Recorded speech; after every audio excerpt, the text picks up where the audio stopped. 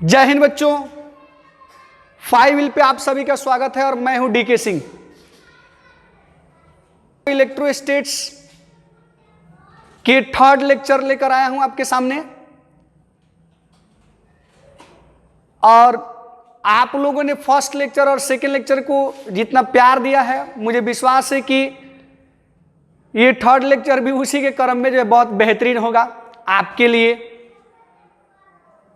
और मैं एक छोटी सी बात के साथ जो है इस लेक्चर को शुरुआत करूंगा कि जो आम होता है वो तमाम होता है और जो खास होता है उसका इतिहास होता है।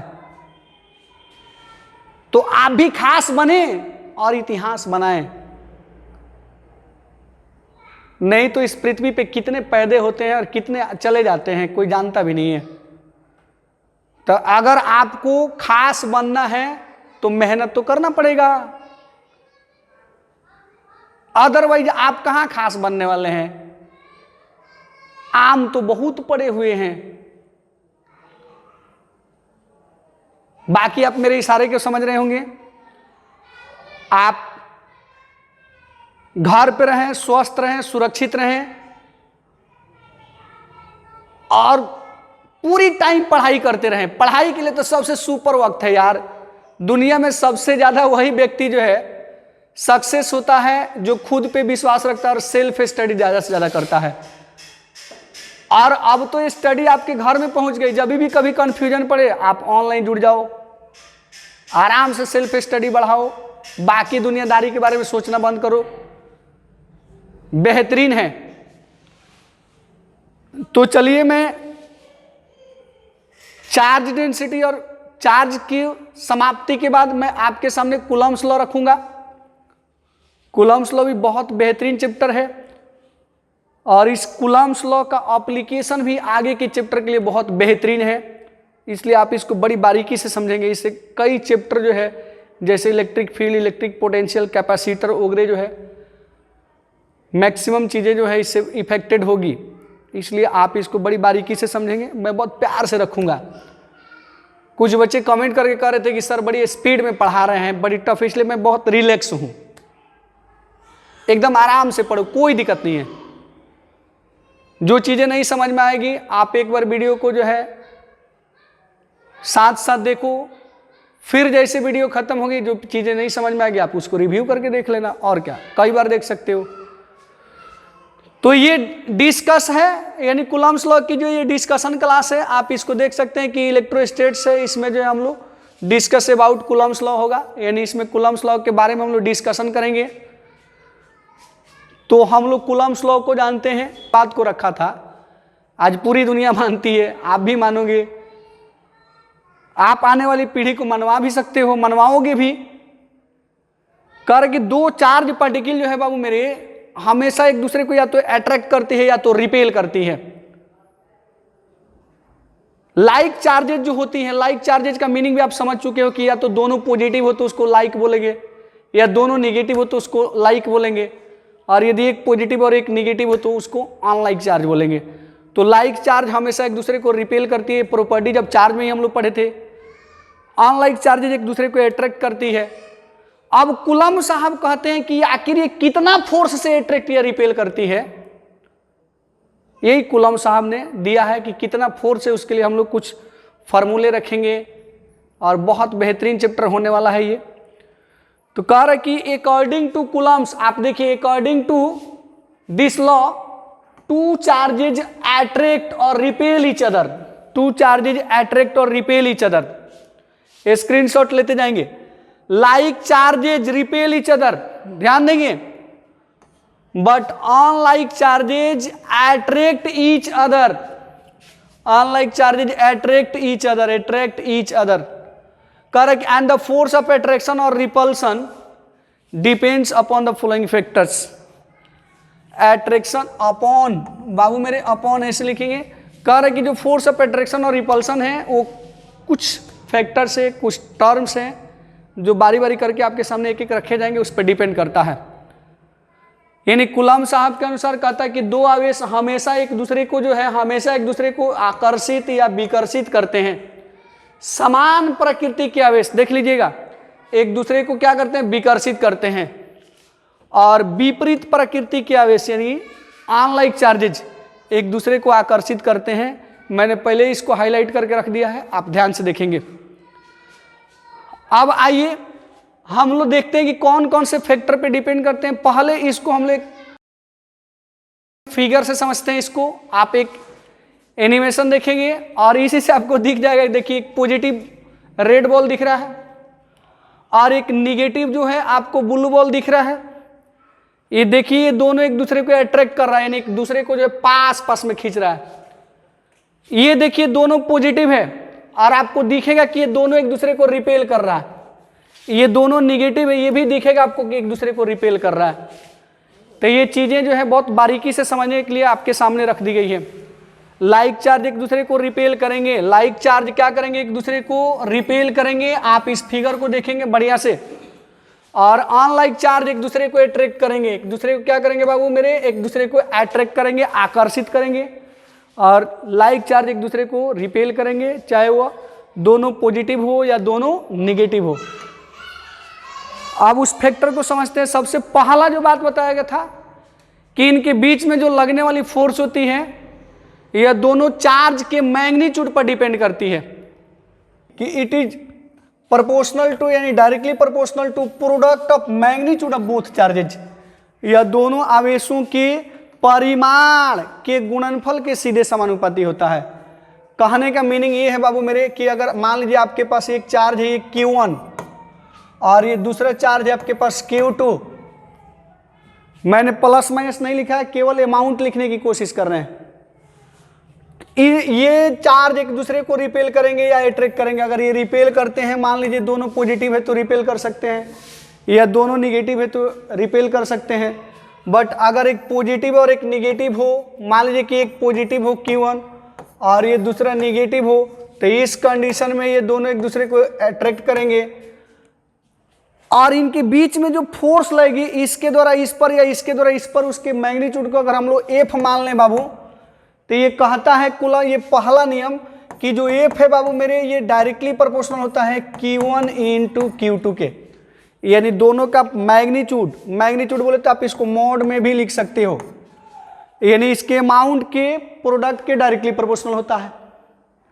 यानी दोनों का गुणनफल बड़ा होगा तो फोर्स स्ट्रांग होगा और दोनों के प्रोडक्ट का जो है अमाउंट अगर छोटा होगा तो छोटा होगा। ठीक है, दोनों के गुणनफल के परिमाण के सीधे समानुपाती होता है। नेक्स्ट देखते हैं हम लोग कि it is inversely proportional to a square of distance between both charges. यानी जो बल होती है बाबू मेरे, ये बल जो होती है यानी इस Q1 और Q2 के बीच में लगने वाला फोर्स होता है, यानी इन दोनों के बीच के डिस्टेंस को मान लो हम लोग R मान लेते हैं, इसके मैग्नीट्यूड को, तो इसके बीच के फोर्स को मैग्नीट्यूड को F मान लेते हैं। ये जो फोर्स होता है बाबू मेरे, यह डिपेंड करता है डिस्टेंस के स्क्वायर पर, यानी डिस्टेंस बढ़ेगा तो फोर्स घटेगा, वो भी स्क्वायर टाइम से घटेगा, और यदि डिस्टेंस घटेगा तो फोर्स बढ़ेगा, वो भी स्क्वायर टाइम से बढ़ेगा। आप इस बात को याद रखेंगे कि फोर्स जो होता है डिस्टेंस के स्क्वायर के इनवर्सली प्रोपोर्शनल होता है। आपसे बहुत छोटे छोटे क्वेश्चन ऐसे पूछे भी जा सकते हैं, मैं भी पूछूंगा कि फोर्स डिपेंड करता है किस पर, तो लिख देगा आपको कि 1/r, ये लिख देगा कि डायरेक्टली प्रोपोर्शनल तो 1/r स्क्वायर, लिख देगा कि डायरेक्टली प्रोपोर्शनल होता है r के, या डायरेक्टली प्रोपोर्शनल होता है r स्क्वायर के। आप चुने इसमें कौन सही है। ऐसे क्वेश्चन मैं आपको दूंगा भी आगे चल के, बट आप इसको याद रखेंगे कि डिस्टेंस बढ़ेगा तो फोर्स घटेगा, डिस्टेंस घटेगा तो फोर्स बढ़ेगा। कह रहे कि दो चार्जों के बीच में लगने वाली जो फोर्स होती है वो बीच के मीडियम के नेचर पर डिपेंड करती है। नेचर पर डिपेंड करने का मतलब है कि मान लीजिए हमारे पास दो चार्ज पार्टिकल है, ये Q1 है, ये Q2 है, और बीच की डिस्टेंस R है, इसके बीच में फोर्स F1 लग रहा है। अब इन्हीं दोनों चार्जों को मेरे बाबू हम लोग क्या करते हैं, चार्ज वही रखते हैं, दूरी भी वही रखते हैं, लेकिन इनके बीच के मीडियम को हम लोग चेंज कर देते हैं। हो सकता है कि ये दोनों पहले एयर में हो अब उसको वाटर में रख दिए हूं, तो इस कंडीशन में क्या फोर्स वही रहेगा? नहीं रहेगा। फोर्स मीडियम बदलने से बदल जाएगा। याद रखेंगे मेरे लाल लालियों, जब भी दो चार्जों के बीच में कोई मीडियम जो है अदर थर्ड मीडियम यानी कि कोई अदर मीडियम रख दिया जाए, यानी दोनों चार्ज को किसी दूसरे मीडियम में बदल दिया जाए, तो उनके बीच लगने वाला फोर्स इफेक्टेड हो जाएगा, फोर्स जो है बदल जाएगा, वैरी कर जाएगा। यानी उसी बात को ये कह रहा है कि it is also depends upon nature of medium between both charges, या दोनों आवेशों के बीच के माध्यम के प्रकृति पर भी निर्भर करता है। विश्वास है कि इस बात को आप समझ गए होंगे। नेक्स्ट देखते हैं, कह रहा है कि जो दो चार्जों के बीच में लगने वाली जो फोर्स होती है बाबू मेरे, उसकी जो डायरेक्शन होती है वह हमेशा दोनों चार्जों को मिलाने वाली लाइन की दिशा में होती है, या तो सीधे इन साइड होती है या तो सीधे आउट साइड होती है, उसी लाइन पर ही होती है, उस लाइन से हट के नहीं होती है। तो उसी बात को हम लोग कहते हैं कि the direction of force is always along the line join the both charges, यानी दोनों आवेशों के बीच लगने वाली जो बल होती है वह हमेशा दोनों को मिलाने वाली रेखा के यानी कि लाइन के अनुदिश होती है। आप इस बात को ऐसे समझेंगे कि अगर हमारे पास एक ये चार्ज पार्टिकल है और दूसरा ये चार्ज पार्टिकल है, मान लीजिए बाबू मेरे ये Q1 है और ये Q2 है, इन दोनों को मिलानी, इसकी सेंटर को हम लोग यहां मान लेते हैं, इसके सेंटर को यहां मान लेते हैं, तो इन दोनों को मिलाने वाली लाइन को आप ऐसे रख सकते हैं, इन दोनों को मिलाने वाली ये लाइन है R। अगर मान लो बाबू मेरे कि अगर ये दोनों पॉजिटिव है तो ये जो चार्ज पार्टिकल है इसको रिपेल करेगा, लेकिन उस फोर्स का डायरेक्शन किधर होगा? तो आप याद रखेंगे कि इस फोर्स का डायरेक्शन सीधे इसी के डायरेक्शन में आउटवर्ड होगा, और ये जो चार्ज पार्टिकल है इसको रिपेल करेगा, तो इस फोर्स का डायरेक्शन सीधे इसी के डायरेक्शन में आउटवर्ड होगा, लेकिन इस लाइन के एलोंग ही रहेगा। साथ साथ आप याद रखेंगे इसके थ्रू इस पर जो फोर्स लगेगा और इसके थ्रू इस पर जो फोर्स लगेगा दोनों आपस में बराबर होगा। मान लीजिए कि इस पर जो फोर्स लगता है हम लोग कह सकते हैं force on two due to one F21, और इस पर जो फोर्स लगता है इसको हम लोग कहते हैं force on one due to two यानी F12। ये दोनों आपस में इक्वल होता है, अपोजिट होता है, दोनों को मिलाने वाली, ये दोनों जो है इस लाइन को मिलाने वाली लाइन में ही होती है, यानी चार्ज को मिलाने वाली लाइन के अनुदिश होता है। कोई बच्चा कहेगा कि इक्वल और अपोजिट तो होता है, कोई ज़रूरी है कि उधर ही होगा? ऐसा भी तो हो सकता है कि ये दोनों चार्ज हो, ये मान लीजिए प्लस Q1 हो, ये प्लस Q2 हो, और इसके थ्रू फोर्स इधर लग जाए, क्या F12 इधर और F21 इधर हो सकता है? क्या ऐसा हो सकता है? आप बोलेंगे कि बिल्कुल नहीं होगा, क्योंकि इन दोनों को मिलाने में लाइन तो ये है और ये लाइन के अनुदिश नहीं है। बाबू ये निगेटिव, दोनों निगेटिव होगा तभी भी ऐसा हम लोग सोच सकते थे, और यदि एक पॉजिटिव हो, मान लीजिए बाबू मेरे अगर एक चार्ज जो है पॉजिटिव है और दूसरी चार्ज निगेटिव है, दूसरी चार्ज अगर निगेटिव है, ये इसको अट्रैक्ट कर रहा है और ये इसको अट्रैक्ट कर रहा है, मान लीजिए इसके पर फोर्स लग रहा है force on one due to two, ये लग रहा है force on two due to one, तो भी दोनों को मिलाने में लाइन के ही दिशा में होगा, सीधे अंदर की ओर होगा।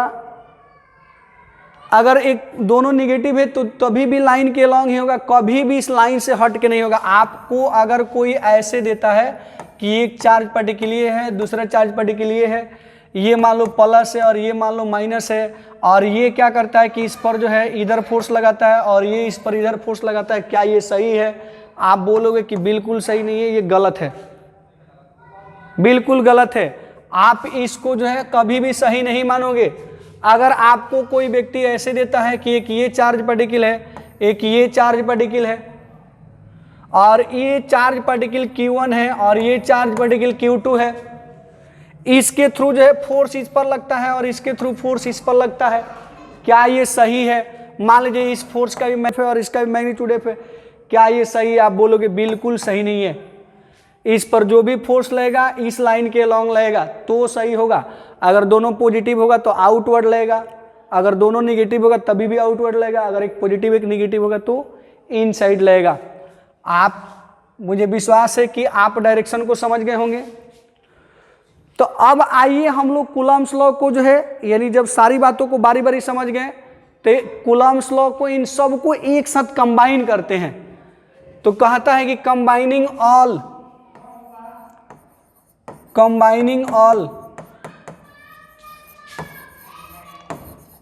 वी गेट, यानी इन सबको अगर मिलाएंगे तो क्या मिलेगा, यानी सभी को मिलाने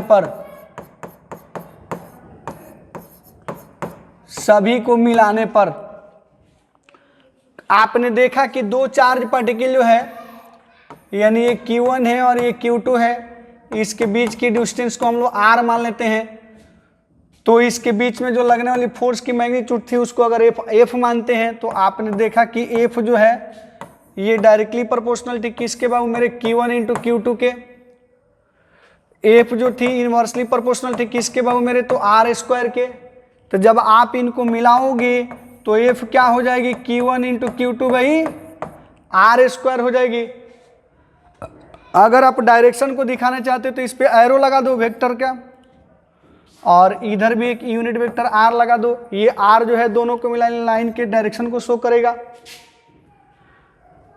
चलो तो ये F इक्वल टू हो गया, यानी F डायरेक्टली प्रोपोर्शनल हो गया आपका Q1 into Q2 by R², unit vector R ये डायरेक्शन को शो करेगा कि हमेशा लाइन के अलोंग होगी। जब भी हम इन प्रोपोर्शनलिटी को हटाते हैं बाबू मेरे तो किसी न किसी कांस्टेंट से मल्टीप्लाई कर देते हैं जो कि K से यूज किया जाता है यहाँ पे, और K इक्वल टू होता है Q1 into Q2 by R² unit vector R, और इसी को हम लोग कूलम्ब्स लॉ कहते हैं। आप इस बात को समझेंगे कि कूलम्ब्स लॉ में ये बातें होती है कि F इक्वल टू कितना, K Q1 into Q2 by R² unit vector R, आप इसको जो है इक्वेशन 1 मान लेंगे। ये जो K है ना बाबू मेरे, यही मीडियम पर डिपेंड करता है। ये K जो होता है यह मीडियम पर डिपेंड करता है। आप समझ गए, फोर्स का value K Q1 into Q2 by R² होगा। ये यूनिट वेक्टर R इसके डायरेक्शन को शो करेगी। आप अगर इसको मैग्नीट्यूड में लिखते हो, इन मैग्नीट्यूड की बात किया जाए तो मैग्नीट्यूड में क्या होगा बाबू मेरे, यानी अगर इसको बोलें कि परिमाण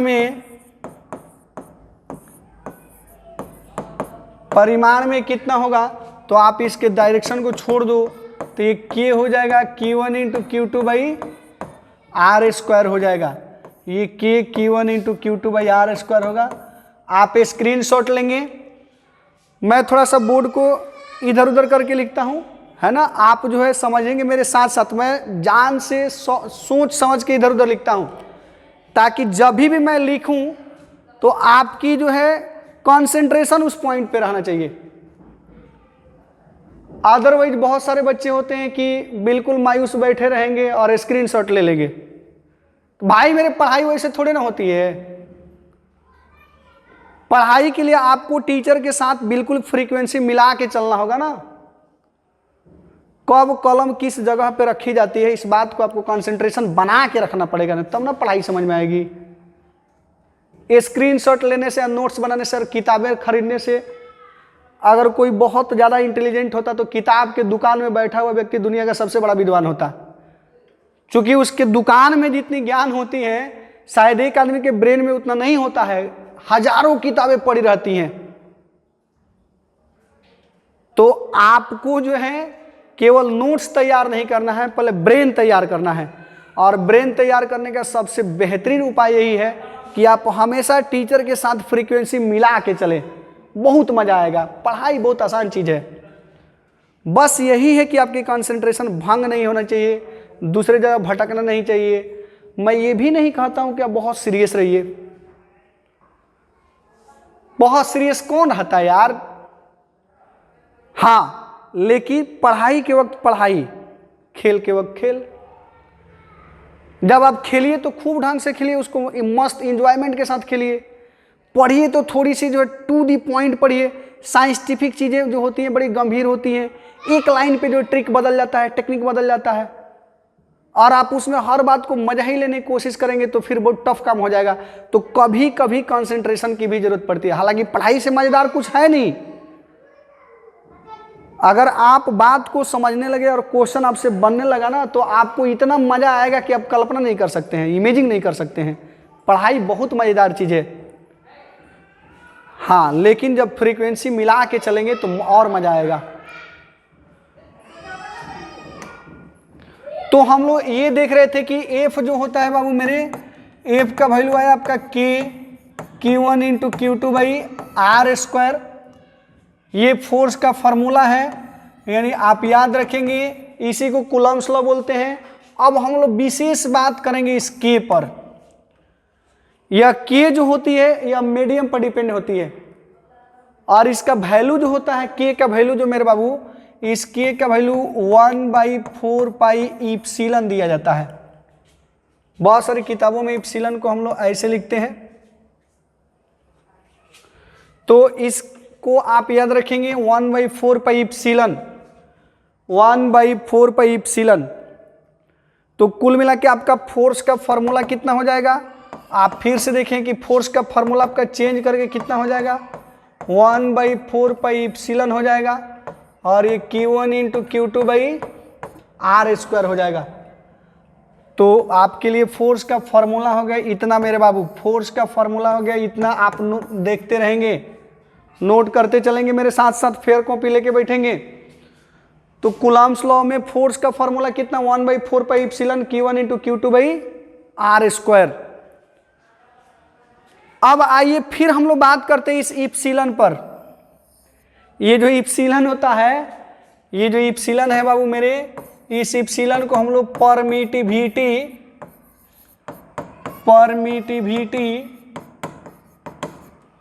ऑफ मीडियम कहते हैं,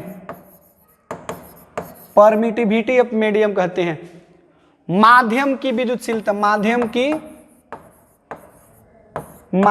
की विद्युतशीलता,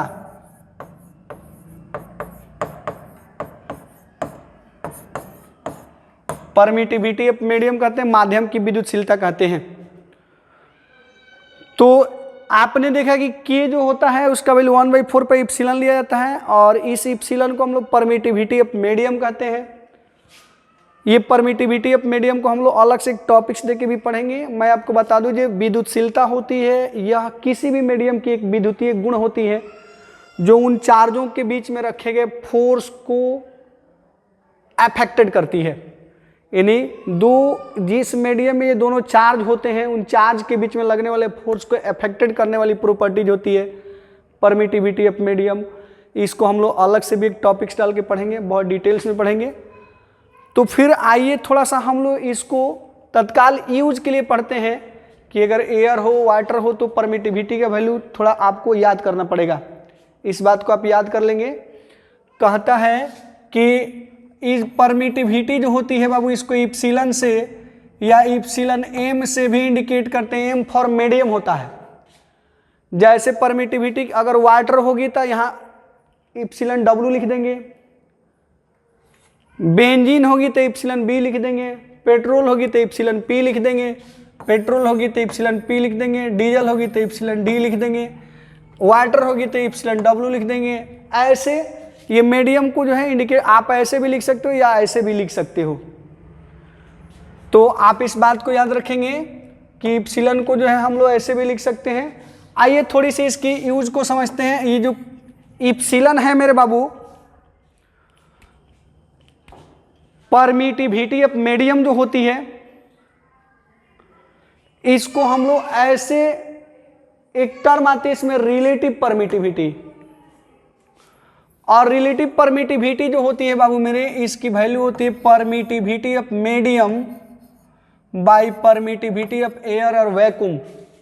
हवा या निर्वात की परमिटिविटी, उसको इप्सिलन 0 से यानी इप्सिलन नॉट पढ़ते हैं, उसको इप्सिलन नॉट पढ़ेंगे इसको, यानी इप्सिलन में आप मतलब permittivity of medium by permittivity of air और वैक्यूम लिखते हैं। इसको रिलेटिव परमिटिविटी बोलते हैं या इसी को डाइलेक्ट्रिक कांस्टेंट बोलते हैं। तो आप थोड़ा सा इसको याद रखेंगे। इसको मैं क्रॉस मल्टीप्लाई कर देता हूँ, या तो इसको केवल इप्सिलन एम बोलिए या इप्सिलन बोलिए, बात एक ही होता है। इसकी वैल्यू हो जाएगी आपकी epsilon R into epsilon naught, epsilon R into epsilon naught. तो आपका फॉर्मूला फिर से देखिए कितना हो गया, कि एफ इक्वल टू कितना हो गया मेरे बाबू, मेरे लाल लालियों ध्यान देंगे, epsilon M F equal to का 4 पाई, और हमने लिखा था इप्सिलन एम या इप्सिलन का वैल्यू कितना, तो यहाँ आर आपका epsilon R into epsilon naught, और इंटू था आपका Q1 into Q2 by are square. तो आपका फॉर्मूला ये भी बन जाता है, इसको भी हम लोग कूलॉम्स लॉ से करते हैं। आप इसको नोट कर लें या स्क्रीनशॉट ले लें, मैं इसको बहुत जल्द इरेज करूँगा, देखेंगे। तो F equal to 1/4 pi epsilon R into epsilon naught Q1 into Q2 by are square, ये के का वैल्यू चल रहा है। अभी हम लोग इस इप्सिलन आर के बारे में, इप्सिलन एम और इप्सिलन नॉट के बारे में बहुत बारीकी से पढ़ेंगे, काफ़ी डिटेल्स में पढ़ेंगे, बट तत्काल थोड़े समय के लिए आप इसको याद करेंगे, रटेंगे।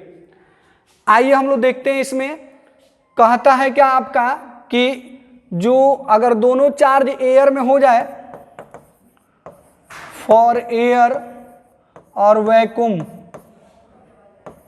फॉर एयर और वैक्यूम, अगर हवा या निर्वात की बात किया जाए, हवा या निर्वात की बात किया जाए, तो उस कंडीशन में दोनों चार्ज एयर में ही होते हैं, तो जो मीडियम होता है वो भी इप्सिलन एम होता है, यानी जो मीडियम है इसको भी आप इप्सिलन नॉट ले सकते हो, और इसको तो इप्सिलन नॉट लेते हो तो ये कट के 1 हो जाता है। यानी इस कंडीशन में आप देखेंगे कि हवा या निर्वात के लिए इप्सिलन आर का जो वैल्यू होता है, जो रिलेटिव परमिटिविटी होती है, उसकी वैल्यू 1 हो जाता है। तो फिर आपका फोर्स का फॉर्मूला कितना हो जाएगा, आप इसको स्क्रीनशॉट ले लें, मैं इसको इरेज करूंगा। एफ का वैल्यू अब कितना होना चाहिए, अगर इप्सिलन आर का वैल्यू 1 हो जाता है, अगर दोनों चार्ज एयर में हो तो फोर्स कितना हो जाएगा, तो एफ का वैल्यू हो जाएगा 1/4 पाई इप्सिलन नॉट, इप्सिलन आर तो 1 हो गया, ये Q1 into Q2 by are square, ये फोर्स का वैल्यू हो जाएगा मेरे बाबू। मेरे लाल लाल ये याद रखेंगे, इसको जो भी इक्वेशन है कॉपी के हिसाब से डाल लेंगे।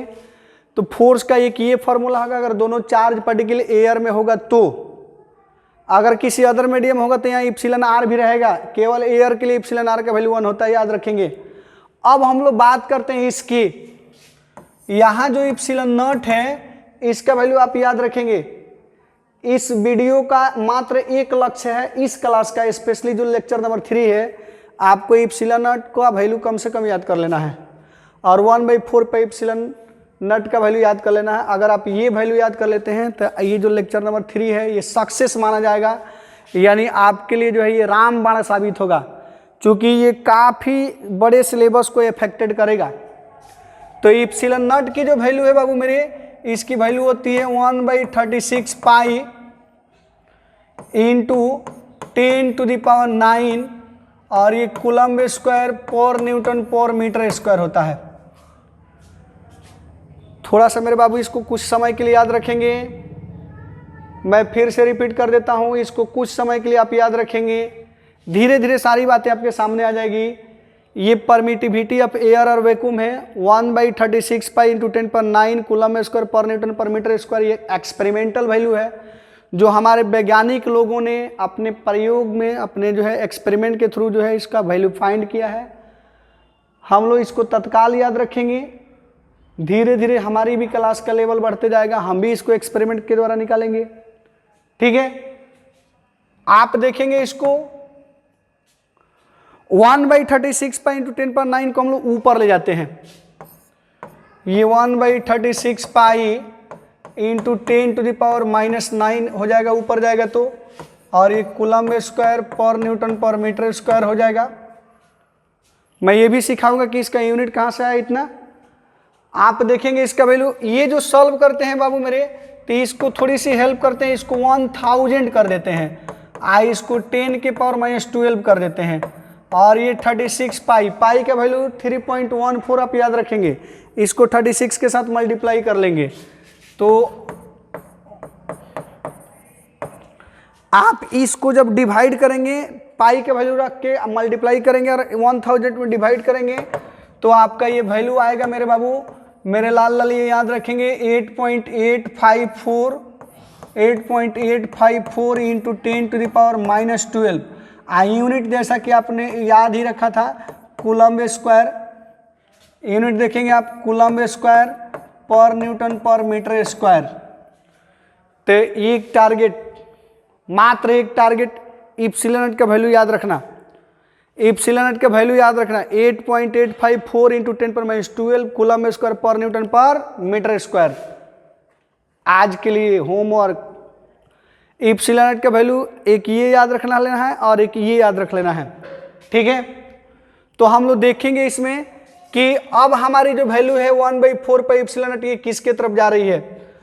तो हम लोग इसको लेते हैं एएसआई सिस्टम में। थोड़ा सा मैं इसको इरेज करता हूं, आप स्क्रीनशॉट लेना है तो ले लें। तो अब जो मेरी वैल्यू है लिख देंगे in SI unit, in SI unit या सिस्टम कह सकते हैं 1/4 पाई इप्सिलॉन नॉट।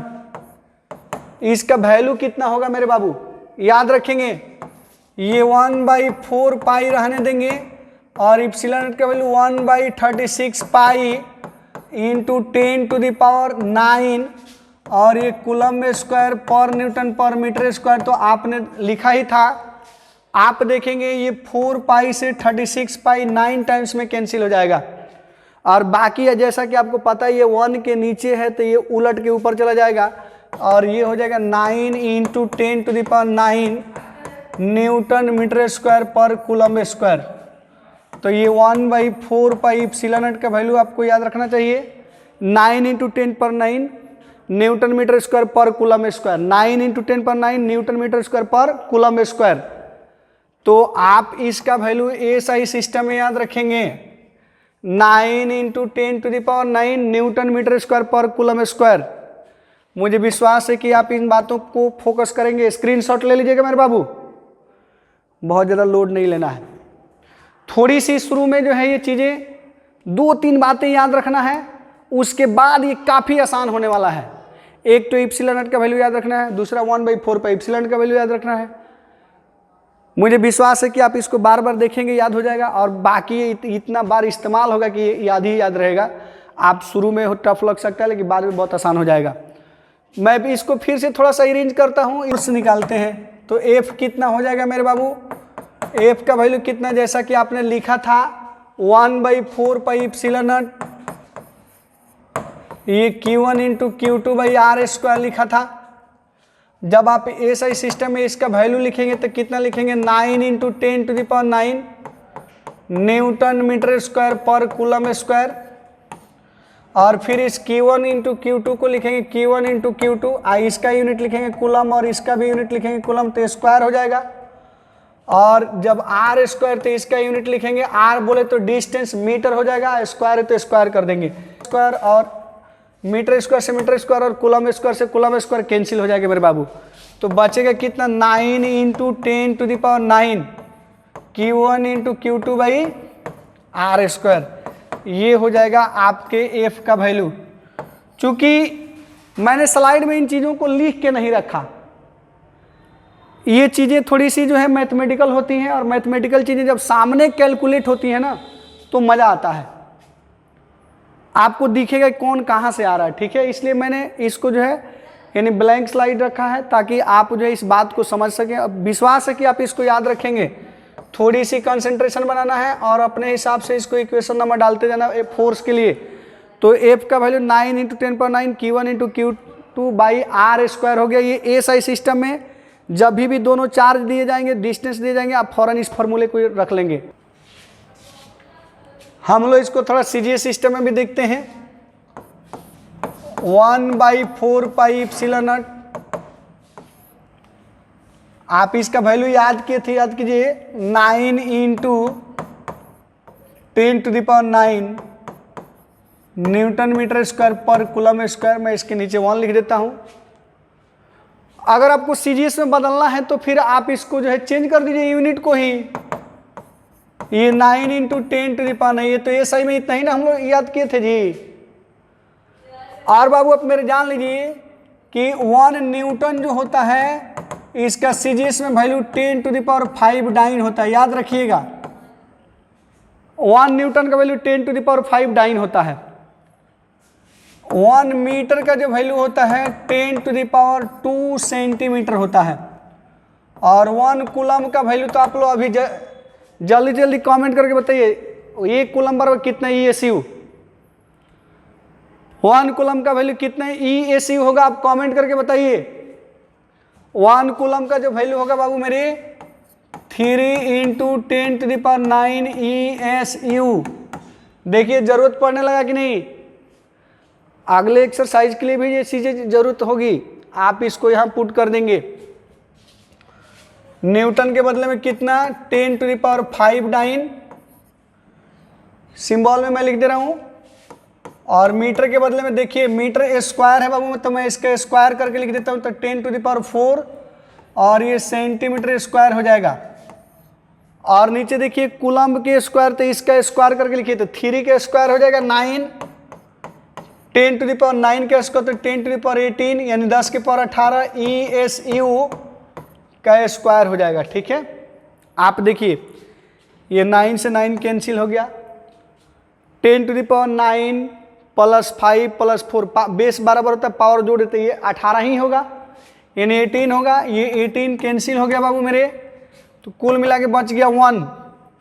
देखिए डाइन बचा है, सेंटीमीटर स्क्वायर बचा है, dyne I into centimetre square by कितना बाबू मेरे ESU का स्क्वायर, तो 1/4 पाई एप्सिलॉन नॉट का CGS सिस्टम में वैल्यू आप याद रखेंगे बाबू मेरे। थोड़ी सी आप फर्स्ट शुरू में मेहनत कर देंगे तो ये चैप्टर आपके लिए बहुत आसान हो जाएगा। तो CGS सिस्टम में 1/4 पाई एप्सिलॉन का वैल्यू 1 डाइन सेंटीमीटर स्क्वायर पर ESU का स्क्वायर। और SI सिस्टम में आप देख ले, यहाँ पे SI सिस्टम में आप पहले भी याद किए थे कि इतना,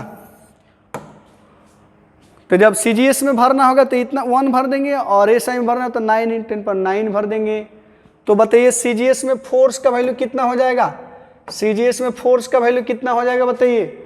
तो CGS में फोर्स कितना हो जाएगा, F = आप 1/4 पाई एप्सिलॉन की जगह पर लिखेंगे 1 dyne centimetre square by ESU का स्क्वायर, और Q1 × Q2 लिखते थे, याद रखिए Q1 × Q2 by R square. Charge का ऐसा CGS यूनिट कितना था बाबू मेरे ESU, और इसका भी मिला के तो ESU का स्क्वायर, आइए सेंटीमीटर का तो सेंटीमीटर स्क्वायर। अब ये सेंटीमीटर स्क्वायर से सेंटीमीटर स्क्वायर कैंसिल, और ESU से ESU कैंसिल, तो कुल मिला के बच गया कितना, आप ढूंढिए। यहाँ देखिए 1 तो छुप जाएगा उसमें, Q1 × Q2 by R square, और यूनिट बच गया है डाइन, यूनिट बच गया है डाइन। तो फोर्स में को अगर CGS में हम लोग लिखेंगे तो इतना डाइन होगा, और SI सिस्टम में लिखेंगे तो SI सिस्टम में अगर हम लोग लिखेंगे तो ये 9 × 10⁹ Q1 × Q2 by R square Newton में आएगा। CGS SI में लिखेंगे तो इतना न्यूटन में आएगा, और CGS में लिखेंगे तो इतना डाइन में आएगा। अगर आप इस बात को याद रख लेते हैं, मुझे विश्वास है आपसे जल्दी कोई न्यूमेरिकल नहीं बनाएगा, सबसे जल्दी आप न्यूमेरिकल बनाएंगे। आप डरते हैं ना न्यूमेरिकल से, लेकिन न्यूमेरिकल कुछ होता नहीं है, बहुत आसान चीजें हैं। शर्त है बाबू मेरे कि जो बेसिक फंडामेंटल चीजें हैं, बेसिक कैलकुलेशन, फंडामेंटल बातें, फिजिक्स को थोड़ा सा नेचर से को रिलेट करके पढ़ना होगा। अभी हम लोग फिजिक्स से परिचित हो रहे हैं, धीरे धीरे हम लोग खुद ही जुड़ते चले जाएंगे। बेसिक कुछ फॉर्मूले याद रखना है, उसके बाद न्यूमेरिकल क्या, थ्योरी क्या, ऑब्जेक्टिव क्या, सब्जेक्टिव क्या, सब आसान होता है, कुछ नहीं होता है, सब बहुत इजी होता है। आप बेसिक फार्मूलों को थोड़ा सा याद रखेंगे, बहुत मजा आने वाला है। तो हम लोग देख लिए कि फोर्स जो है इसका SI में क्या, CGS में क्या।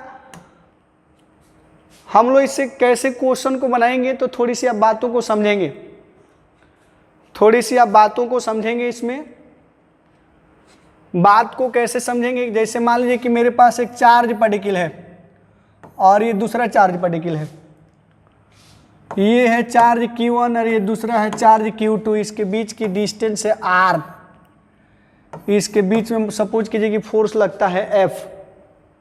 जब भी आपसे कोई पूछे कि बताइए मेरे बाबू कि इसके बीच में फोर्स कितना लगेगा, तो अगर बात एसआई में हो, ये चार्ज कूलम वगैरह में और मीटर में दी गई हो, तो सीधे आप लिखेंगे 1/4 pi epsilon not Q1 into Q2/r²। अगर ये एसआई में है तो 9 इंटू 10⁹ Q1 इंटू Q2/r²। और यदि आपको ये सीजीएस में दिखती है तो इसके जगह पर आपको लिखना है सीधे Q1 इंटू Q2/r² यूनिट को डाइन में रख लेना है। मैं आपके सामने एक छोटा सा क्वेश्चन रखता हूं, आप देखते हैं कैसे बनाते हैं। आपके सामने एक क्वेश्चन है, फिर आगे हम लोग थ्योरी में चलेंगे। नेक्स्ट, ये हमारे पास एक क्वेश्चन है जिसमें दो चार्ज हैं, Q1 का वैल्यू 10 कूलम है, Q2 का वैल्यू भी 10 कूलम है, और बीच की जो डिस्टेंस है ये 2 मीटर है। पूछता है कि बताइए इसके बीच में फोर्स कितना लगेगा। आप यूनिट देख के पहचानेंगे, कूलम जो है एसआई में होता है, मीटर जो है एसआई में होता है। सीधी सी बात है, जब भी आपको, आप पहले बना के दिखाएं, कमेंट करके बताइए इसमें कितना आंसर होगा। कमेंट करके बताएं आप इसमें कितना आंसर होगा।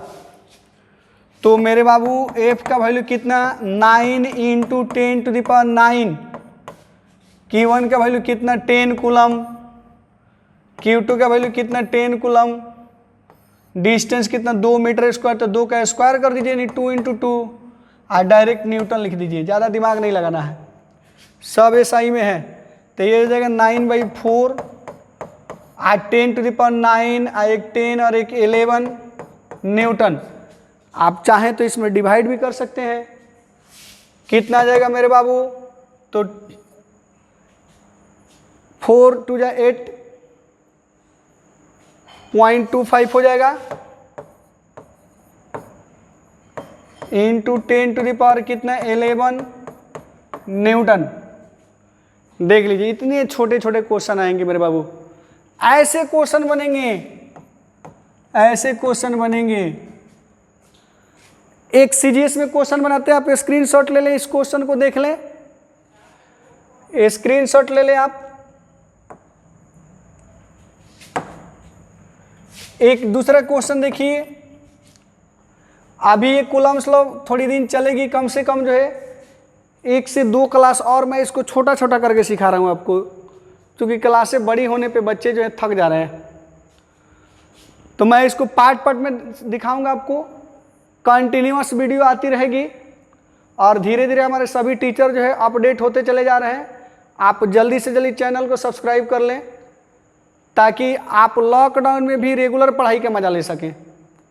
हालांकि लॉकडाउन समाप्त हो जाने के बाद भी ये क्लासेस चलती रहेगी, अभी परमानेंट जो है ऑनलाइन क्लास की जो है व्यवस्था बन गई, और सभी टीचर धीरे धीरे सीख रहे हैं। पहले से ऑनलाइन की एक्सपीरियंस थी नहीं, तो आप थोड़ी सी जो है पेशेंस रखेंगे, धीरे धीरे सारे लोग जो है, आपकी पढ़ाई बाधित नहीं होगी। ये 5 व्हील जो है आपको घर बैठे जो है गरीब से गरीब बच्चों को बेहतरीन शिक्षा देने की जो है वादा करता है। 5 व्हील वैसे बच्चे जो बड़े शहरों में जाके नहीं पढ़ सकते हैं, जिनकी पॉकेट मनी जो है जीवन यापन करने में भी कम पड़ती है,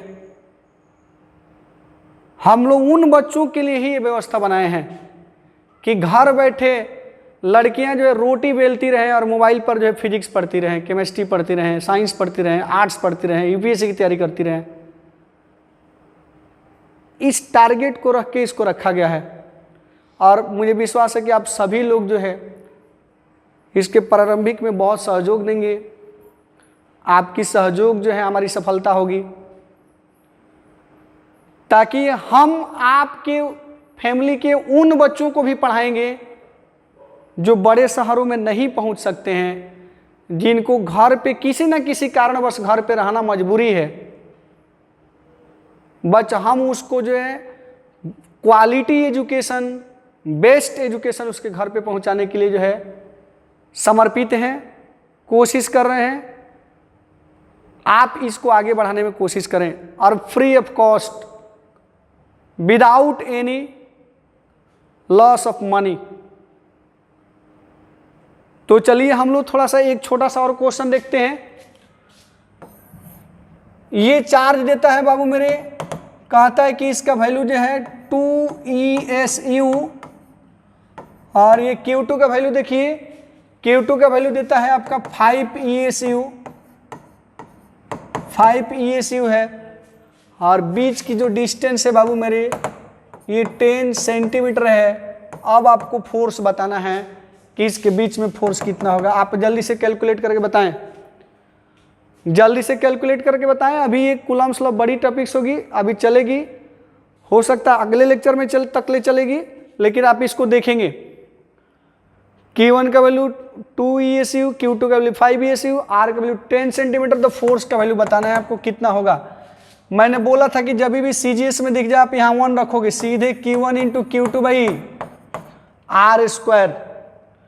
तो Q1 कितना बाबू मेरे 2, Q2 कितना 5 और ये देखो R का वैल्यू कितना 10 और स्क्वायर करना है तो 10 इंटू 10, तो 1 to 10 कैंसिल हो जाएगा और जो भी फोर्स बचेगा ये डाइन में आएगा।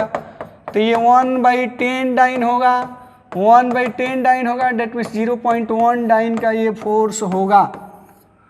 मुझे विश्वास है कि आप इस बात को समझ गए होंगे। तो मैं इस लेक्चर को यहीं पे समाप्त करता हूं।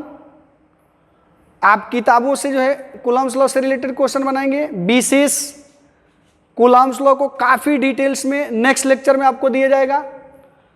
इवन परमिटिविटी ऑफ मीडियम को जो है काफ़ी डिटेल्स में आपको आगे समझाया जाएगा। तो चलिए हम लोग आगे बढ़ते हैं। जय हिंद।